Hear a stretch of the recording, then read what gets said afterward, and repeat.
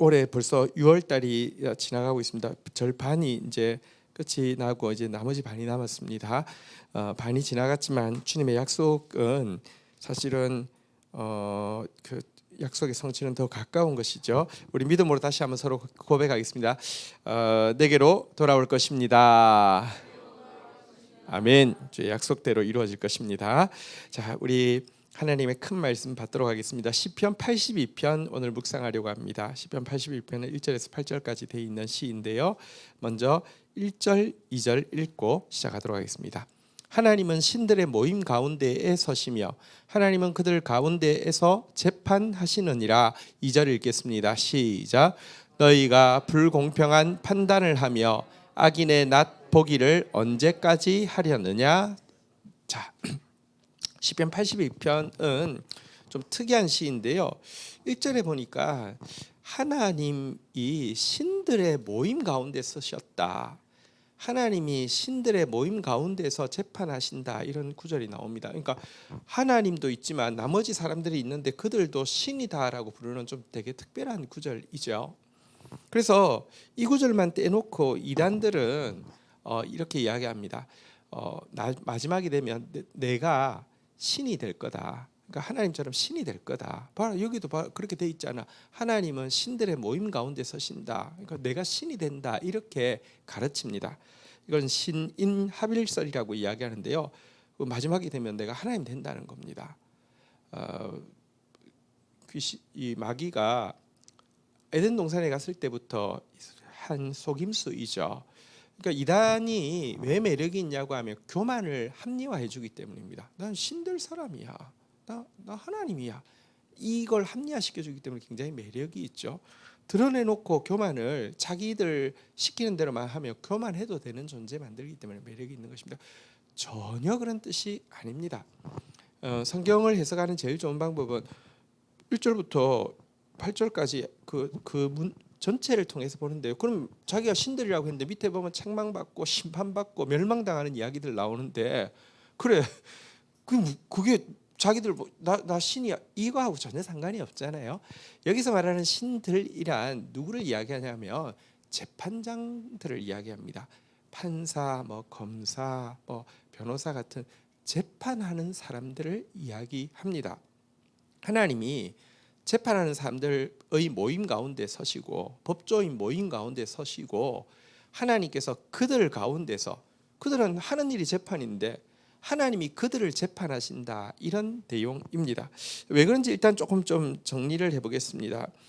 왜 이 신들이 이 재판관들을 이야기하는 것이냐? 여러분, 하나님의 통치의 핵심이 공의와 정의라고 계속 말씀드리잖아요, 그죠? 이 하나님의 말씀을 실행하는 것, 이게 공의, 정의인데요. 이 공의와 정의의 굉장히 중요한 영역이 재판이죠. 그리고 이 재판을 재판관들은 대행합니다. 이 때문에 이들을 하나님께서 신들이라고 불러주시는 것입니다. 왜냐하고 하면 재판은 사실은 인간이 하지만 사실 사람이요, 사형제가 있는 나라들에서는 어쨌든 재판관도 사람인데 사형을 선고하기도 합니다. 이게 인간에게 속한 일이 아닙니다. 신명기 1장 17절에 보면요, 이렇게 이야기하고 있습니다. 신명기 이제 율법 주시고 재판관들도 또 세우고는요, 이렇게 이야기합니다. 재판은 하나님께 속한 것인즉 너희는 재판할 때 외모로 보지 말고 귀천을 차별 없이 듣고 사람의 낯을 두려워하지 말 것이며 스스로 결단하여 하기 어려운 일이 있거든 내게로 돌리라, 내가 들으리라. 그러니까 하나님이 재판 하시는데 이걸 나누어 주신 것입니다. 하나님의 고유 영역인 재판을 나누어 주셨기 때문에 신들이라는 이름으로까지 불러주면서 이렇게 높여주는 것입니다. 자, 그런데 이렇게 중요한 일을 맡겨주시고 이렇게까지 높여주셨는데, 그리고 맡긴 것으로 무책임하게 끝나지 않고 하나님이 너희들의 재판 결과에 대해서 내가 재판할 거다라고 이야기하고 계신데, 실상 재판관들의 현실은 어떠합니까? 2절 한번 볼까요? 오늘 본문 2절 보도록 하겠습니다. 같이 읽겠습니다. 시작. 너희가 불공평한 판단을 하며 악인의 낫 보기를 언제까지 하려느냐.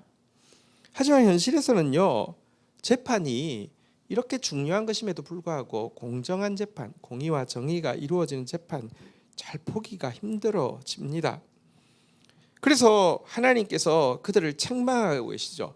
언제까지 너희가 내가 이 중요한 일을 맡겼는데 불공평하게 판단하고 재판하느냐 이라고 책망하시면서 그들이 불공평하게 재판하는 제일 중요한 이유를 한 가지 제시하고 있습니다. 그것은 무엇입니까? 악인의 낯을 보기 때문이라는 것입니다. 악한 권력자 얼굴 보고 그들 이렇게 안색을 살피고는 판결에 영향을 받는다는 것이죠. 악한 힘 있는 사람들의 면을 세워주는데, 체면 세워주는데 집중하고 재판한다는 것이죠. 여러분, 이렇게 재판하게 되면 사람, 힘 있는 사람, 부유한 사람 얼굴 보고 낯 보고 재판하게 되면 이때부터는 그는 하나님의 대행자가 아니라 사탄의 대행자가 됩니다. 성경에는 이와 같은 재판에 대해서 많이 이야기합니다. 정의를 한번 따라하겠습니다. 정의를 쓸개로 바꾸고 공의의 열매를 쓴쑥으로 바꾸는 너희여 하면서 재판관들을 정의를 쓸개처럼 쓰게, 공의를 쓴쑥처럼 쓰게 만든다라고 이야기하고 있고요. 또 아모스서에 보면요, 정의를 쓴쑥으로 바꾸고 공의를 땅에 내 던지는 자들아라고 책망하고 있습니다. 공의 하나님 말씀을요 그냥 땅에 내 던지고 정의를 쓴쑥으로, 그 재판이 딱 나오고 나면 약한 자들이 마치 뭐랄까 독약 먹은 것처럼 그냥 막 죽고 싶게 만드는 그런 재판을 스스럼없이 하고 있다, 이렇게 이야기하고 있습니다. 이 일이 현실적으로도 지금 일어나고 있죠. 저는 사실 이 시편 82편을 보면서 무슨 생각하냐고 하면 기독교인들 가운데 법조인들이 상당히 많잖아요, 그죠? 그런데 사실 성경에서 시편 82편은 딱 잘라서 법조인들에게 대해서 이야기하는 구절인데, 기독교인 법조인들이 82편이 자기들한테 이야기하는 것인지를 아는 사람 나 본 적이 없어요. 당연히 공의와 정의에 대해서 헌신은 되지 못한 기독교 법조인들도 많지만 대놓고 이야기하는 82편을 자기들한테 말씀하시는 것인지 아는 사람도 진짜 거의 한 번도 본 적이 없습니다. 그러니까 우리가요 하나님 말씀을 정말 모릅니다. 정말 모르고 그냥 예수 믿으면 복 받는다, 예수 믿으면 복 받는다 그것만 압니다. 예수 믿으면 구원받는다, 천국은 나중 일이고 나중에는 천국 가는 거, 이 세상 복이 뭐예요? 나 잘 되는 게 복이죠. 내 유명해지는 거 복이죠. 나한테 아무도 못 건드리는 게 복이죠. 그냥 그게 끝입니다. 그러니까 정말 엉망진창이 되어 있습니다. 기독교인 법조인들이 있는데도 불공평한 판단, 불공평한 재판들 계속 이루어지고 있고요. 도리어 딸랑이처럼 악인들 얼굴 살피는 데는 도사가 돼가지고 그게 인간관계 좋은 거고 사랑이 많은 거고 그런 식으로 여러분 재판이 이루어지기도 합니다. 정말 여러분 판단의 자리에 있는 사람이 살펴야 될 유일한 얼굴은 힘 있는 사람, 악인의 얼굴이 아니라 하나님의 얼굴입니다. 하나님이, 왜냐하면 내가 재판하고 나서도요 그게 끝이 아닙니다. 이거 하나님의 일이기 때문에 하나님이 그 재판에 대해서 하나하나 살피시고 그게 옳은지 그른지 정확하게 갚아주신다고 이야기하고 있기 때문입니다. 자, 이어서 3절 4절 한번 보도록 하겠습니다. 3절, 가난한 자와 고아를 위하여 판단하며 곤란한 자와 빈궁한 자를 위하여 공의를 베풀지며, 4절 같이 읽도록 하겠습니다. 시작.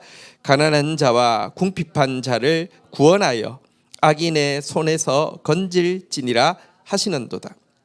제가 하나님 나라의 이론이 공의고요, 하나님 나라의 실천이 정의라고 했잖아요, 그죠? 이 공의는 하나님 말씀 자체인데요. 사실 이 말씀이, 생각해 보십시오. 세상에 모든 법이 있지만 기독교 국가든 기독교 국가가 아니든 법이 있는데요, 헌법이 있는데요, 헌법이 대놓고 악을 두둔하고 조장하고 그런 경우가 많지 않습니다. 사실은요. 그리고 이 법은 일반 은총에서 하나님께서 허락해 주신 것이고 기독교인들에게는 이제 말씀 좀 더 정확한 하나님의 기준을 보여주셨는데요.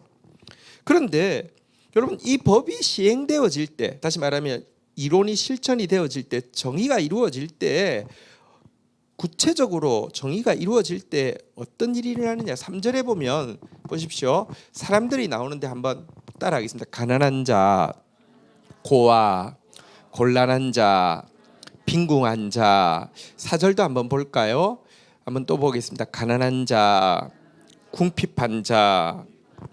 여러분 공의라는 이론이 구체적으로 실현되어지는 정의가 이루어지면 어떤 사람들이 돌봄을 받게 되느냐.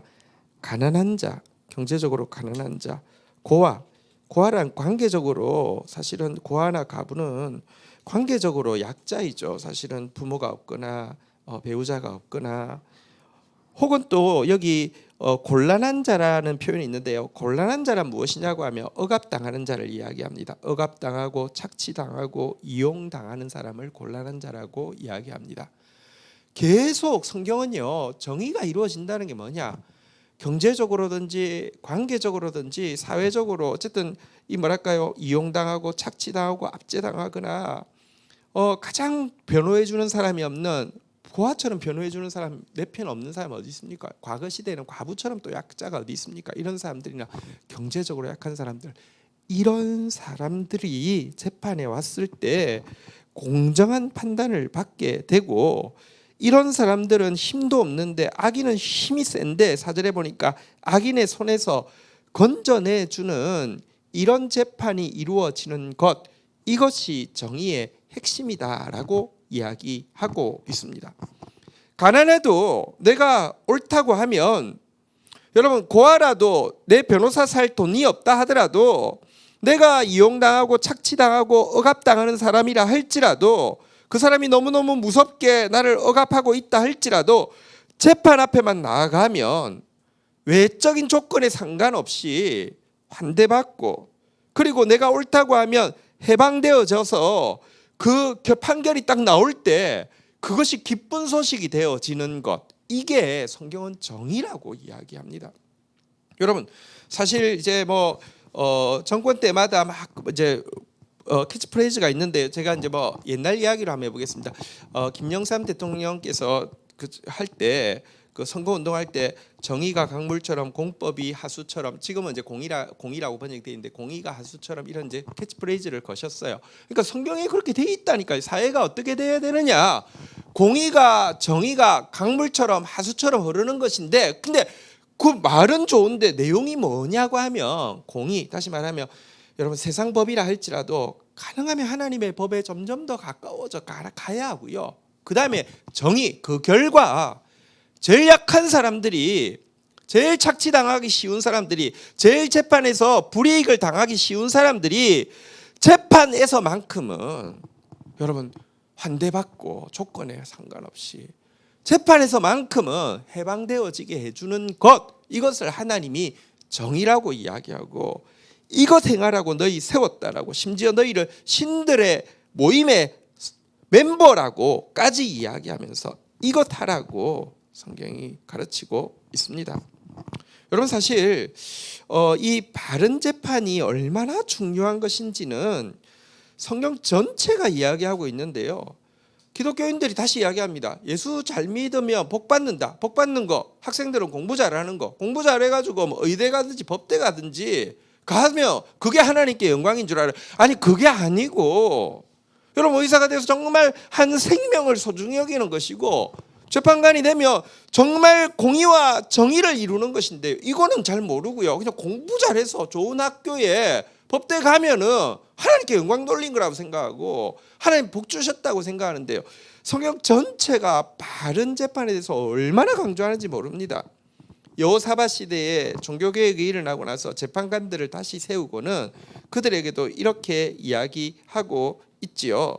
자, 우리 역대하 19장 6절 한번 보도록 하겠습니다. 성경은 사실은 재판에 대한 이야기가 너무 많습니다. 재판관들에게 이르되 너희가 재판하는 것이 사람을 위하여 할 것인지 여호와를 위하여 할 것인지 잘 살피라. 너희가 재판할 때 여호와께서 너희와 함께 하심이라. 그러니까 사람 얼굴 두려워하지 말고요.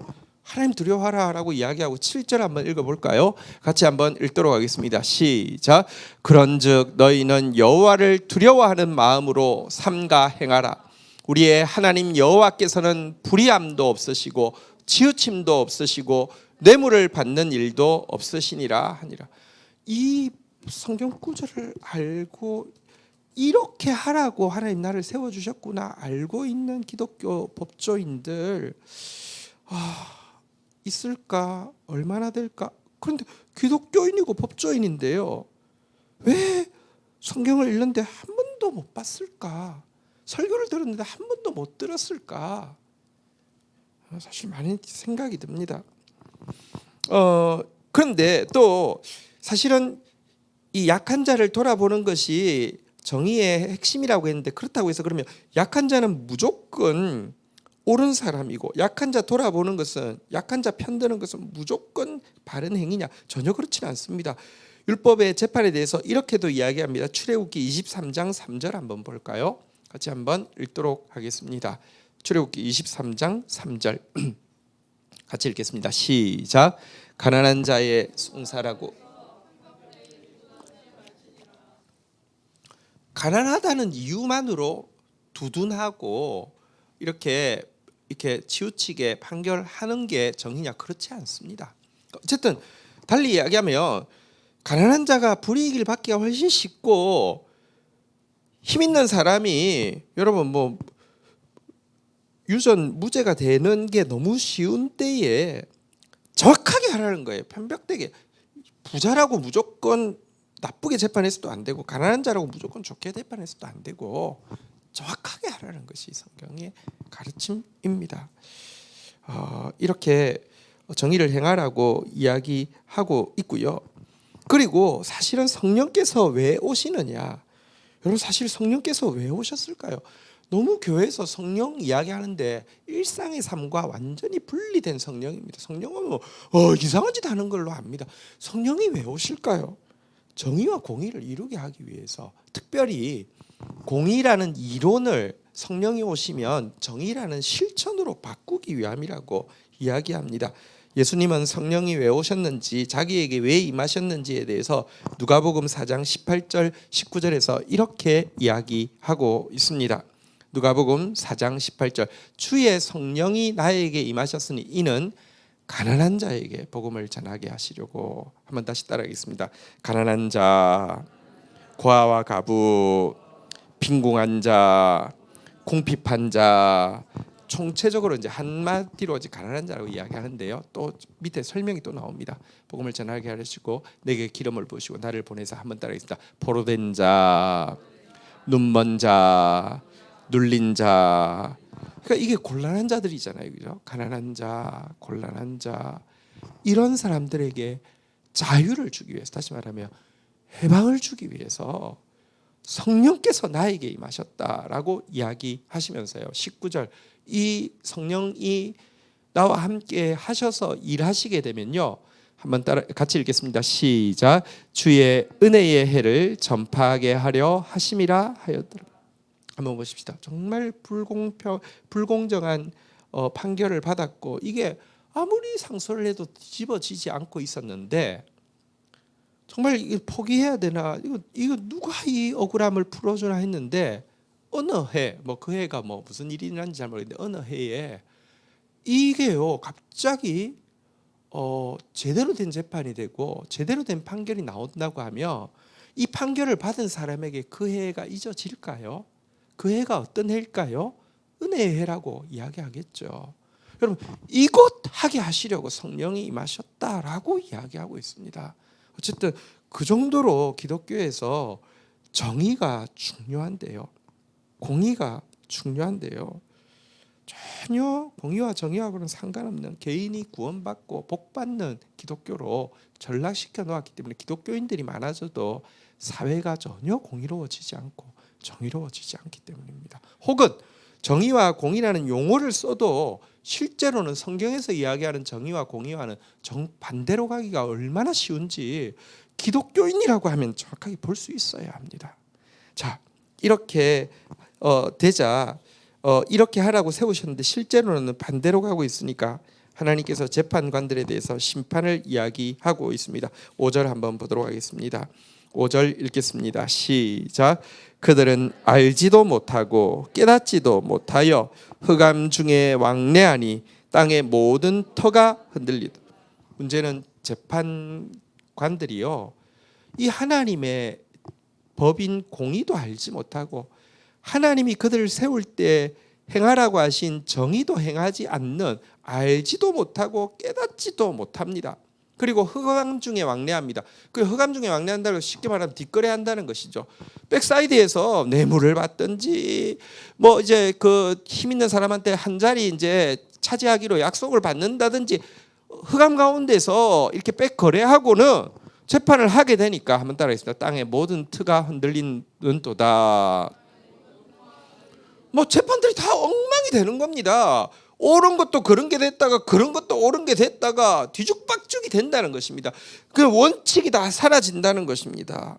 이렇게 된 것에 대해서 하나님이 가만히 있을까요? 6절을 다시 한번 6절 보도록 하겠습니다. 같이 읽겠습니다. 시작. 내가 말하기를 너희는 신들이며 다 지존자의 아들들이라 하였으나, 앞에서도 이야기했지만 재판관들을요 신들이라고까지 불러주셨고요. 한번 여기도 너무 영광스러운 이름이 있죠. 한번 따라하겠습니다. 지존자의 아들들. 너희들 지존자의 아들이다. 왜? 내가 하는 일, 재판은 하나님께 속했는데 내가 하는 일을 일정 부분 맡겨줬으니 내가 너를 그렇게 존귀하게 만들었다. 여러분 보십시오. 그러면 법대 나와서 재판하는 사람들은요, 재판에 관여하는 사람들, 나 신이야, 하나님도 날 신이라고 불렀어, 나 지존자야, 이것들이 감히. 여러분 하나님 보십시오. 하나님은 가장 높은 분이시지만 천국에 대해서 뭐라고 이야기했습니까? 하나님 나라는요, 크고자 하는 자는 스스로 작아지는 자고 높아지고자 하는 자는 많은 사람들 섬기는 자라고 그랬습니다. 너를 신들이라고까지 불러줬고 지존자들이라고까지 불러줬다고 하면 정말 감격하는 마음으로 하나님이 그렇게 사랑하시고 추앙하기까지 하는 영혼들을 돌봐서, 여러분 바른 재판관 한 사람이 얼마나 좋은 영향력을 끼칠 수 있습니까?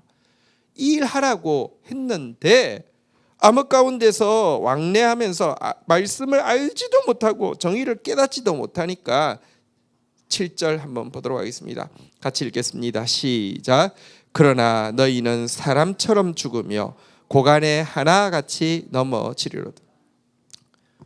너희들에게 그 영광스러운 일 맡겼고 그 일 감당하겠는데 그 일 감당하지 않고 도리어 그 일로 악한 악인들처럼 뒷거래하고 있기 때문에 너희들은 죽되 너희 뒤를 봐주던 권력자 부유한 자들과 마찬가지로 불의의 참변을 당하여 갑작스럽게 파멸될 것이다. 이렇게 얘기하고 있습니다. 여러분 이 말씀대로 됩니다. 성경대로 됩니다. 하나님 말씀 한 구절도 떨어지지 않고요. 그래서 정말 두렵고 떨림으로 공의와 정의를 행해야 되고요. 판결에 대해서 하나님께서 심판하십니다. 두려워해야 합니다. 자, 그러면서 마지막으로 다시 한번 이 시인은요, 이렇게 불의가 횡행하는 세계 가운데 하나님 앞에 마지막으로 이와 같은 부탁으로 이 시를 마치고 있습니다. 8절 마지막 절 보도록 하겠습니다. 같이 읽겠습니다. 시작. 하나님이여 일어나사 세상을 심판하소서. 모든 나라가 주의 소유이기 때문이니이다. 시인은 하나님의 기준에 대해서도 보여줬고, 그리고 하나님께서 당신의 일을 맡겨주신 재판관들의 이 불의함에 대해서도 경고하기도 하고 책망하기도 했고요, 부탁하기도 했고요. 그리고 마지막으로 하나님께 간구하고 있습니다. 하나님 일어나 주십시오. 이 세상을 심판하여 주십시오. 공의와 정의를 세워 주십시오 라고 간구하고 있습니다. 왜? 이 모든 나라는 주님의 소유이기 때문에 그렇습니다. 여러분 지금 온 세상에 사실 한번 살펴보면요, 공의와 정의가 시행되어지는 곳이 어디 있습니까? 정말 공의 대신에 불의가 판을 치고 있고요, 정의 대신에 약한 자들을 돌아보는 이 환대와 해방 대신에 여러분 차별하고 압제하고 학대하는 것으로 온 세계가 신음하고 있습니다. 그런데 기억하십시오. 하나님께서 세상을 만드시고 또 재판관들을 세우시면서까지 공의와 정의에 대해서 이야기하셨는데 이 재판관들이 이 일을 하고 있지 않다고 해서 결국 공의와 정의는 사라지고 시행되지 않을까요? 천만의 말씀입니다. 하나님은 잘못된 재판에 대해서 자기가 심판하시겠다고 이야기하셨는데요, 궁극적으로 공의와 정의는 뜻이 하늘에서 이루어진 것처럼 땅에서도 이루어질 것이고요, 이 일을 위해서 하나님은 지금도 쉬지 않고 일하고 계십니다. 궁극적으로 공의와 정의를 완전하게 이룰 수 있는 사람은 하나님밖에 없고요, 하나님은 그것이 완전히 이루어진 나라를 이 땅 가운데 실현시켜 주실 것입니다. 이것이 하나님 나라고요, 이것이 그리스도인들의 비전입니다. 이 소망 때문에 우리는 하나님 앞에 기도하는 것입니다. 한번 다시 따라하겠습니다. 하나님이여 일어나소서, 세상을 심판하소서. 그리고 여러분, 지금 우리가 재판관이 아닙니다. 그렇지만 다시 생각해 보면 우리는 재판하는 일이 없습니까? 우리는 판단하는 일이 없습니까? 우리는 판결하는 일이 없습니까? 우리도요, 크든 작든 계속 재판하고 판단하고 판결하고 있습니다. 우리가 우리의 영역에서 하나님의 공의를 아는 사람으로서 정의로서 행하게 된다고 하면, 여러분, 이 기도 드리면서 하나님 심판하여 주십시오, 하나님의 공의를 세워주십시오, 하나님의 정의를 세워주십시오라고 기도하면서 동시에 내가 나의 작은 영역들 가운데서 공의와 정의를 행하며 나아간다고 하면, 하나님은 워낙에 하나님의 자녀이기 때문에 우리를요, 신들이라고까지 불러주십니다. 내가 신이 된다는 게 아니라 하나님 나를 그렇게 여겨주신다는 것이죠. 그리고 한번 따라하겠습니다. 지존자의 아들들, 지존자의 딸들, 우리가 참된 지존자의 아들들, 지존자의 딸들이 될 것입니다. 특별히 여러분, 이 간구, 8절에 나오는 이 간구, 하나님이여 일어나사 세상을 심판하소서, 이 간구를 부르짖는 자에게 성령이 임합니다. 여러분, 성령은요, 뭐 무슨 이상한 짓 하려고 막 이상하게 한다고 임하는 거, 여러분, 성령이 아니라 악령일 경우가 너무 많습니다. 성령은 정말 이 땅 가운데 하나님의 공의와 정의가 이루어지기를 갈구하는 자에게 임하셔서 결국은 그가 공의와 정의를 이루는 데 도구가 되게 하시고 결국 그런 나라를 이루신다는 것입니다. 여러분, 사실 기독교인들이 큰 기도가 무엇일까요? 성경에 보면은 강청하는 기도, 우리가 진짜 하나님 앞에 크게 기도해야 된다고 하면서 대표로 이야기하는 강청하는 기도가 두 개 나오는데, 하나는 친구가 왔는데 친구를 환대하고 싶은데 나는 줄 게 하나도 없어요. 그래서 부자 친구, 잠자고 있는 부자 친구 집에 가서 빵 좀 달라고 하는데 부자 친구가 너무 귀찮아서 안 주려고 하니까 막 강청하는 기도가 나옵니다. 내 먹으려고 안면 몰수하고 나는 나 배고파가 아닙니다. 가난한 친구가 왔습니다. 나그네가 왔다는 뜻이죠. 그를 환대하기 위해서, 이게 첫 번째 강청하는 기도가 나왔고요. 두 번째는요, 불의한 재판관에게 의해서 공정한 재판을 받지 못하고 있는 과부가 재판관이 출몰할 때마다 가서 원한을 풀어달라고, 원한을 풀어달라고, 원한을 풀어달라고 기도하는 내용. 그러니까 이 불의한 재판관이 나는 하나님도 두려워하지 않고 나는 뭐 세상 무서운 거 없지, 저 여자 귀찮아서라도 들어주겠다라고 하는 그 기도가 강청하는 기도입니다. 두 가지 다 공의와 정의에 대한 기도였습니다. 기독교인들이 정말 부르짖어 기도해야 될 게 공의와 정의입니다. 그리고 이 공의와 정의가 이루어지게 해달라고 기도하지만, 다시 이야기합니다. 공의, 정의 말 많이 하는데 죄송합니다. 어쨌든 지금 말고 과거 정권 이야기 다시 하면요, 우리 알고 있잖아요. 전두환 정권 때 모토가 뭐였어요? 정의사회 구현이었습니다. 가장 정의롭지 못한 자가 정의사회, 그러니까 이 용어만 가지고 되는 게 아닙니다. 공의와 정의를 이루어 달라고 가장 기도하는 사람이 되어야 되고, 하나님의 공의가 무엇인지, 하나님의 정의가 무엇인지 정말 알고 깨닫는 사람 되어야 되고, 나부터 이 정의와 공의의 사람 되어지게 해달라고, 주의 성령이 임한 사람 되어지게 해달라고 간구하면, 부족한 우리의 기도를 통하여서 하나님은 이 땅이 기독교인 때문에 조금 더 공의로워지고 정의로워지고, 온 세계가 기독교인들 때문에 조금 더 공의로워지고 정의로워지고, 결국은 하나님이 임하셔서 완전한 공의로 심판하시고 완전한 정의가 이루어지는 하나님 나라를 이루어 주실 것입니다. 이 소망을 붙잡고 하나님 앞에 꿈꾸고 기도하는 저와 여러분들이 되기를 주의 이름으로 축원드립니다. 우리 함께 일어서셔서 같이 찬양하고 기도하는 시간 가지도록 하겠습니다.